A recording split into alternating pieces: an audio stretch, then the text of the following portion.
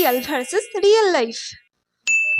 ওই বাড়িতে তো আমি আজকে ঢুকেই ছাড়বো, শুধু একটা তিল এঁকে নিতে হবে, তাহলে আমাকে কেউ চিনতে পারবে না।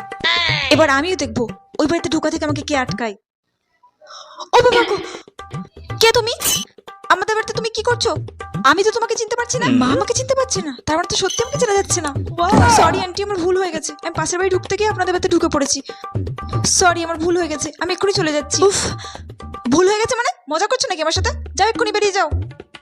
রিয়েল লাইফ বয়ফ্রেন্ডের সাথে দেখা করতে যাব, কিন্তু কিভাবে যাব? আইডিয়া।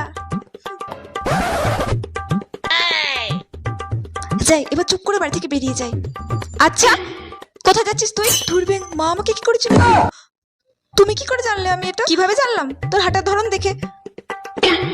ভর দুপুরে কোথায় যাচ্ছিস তুই? তাড়াতাড়ি ঘরে ঢোক, নইলে কিন্তু তোর বাবাকে ফোন করে আমি এক্ষুনি বলছি। আয় ঘরে আয়।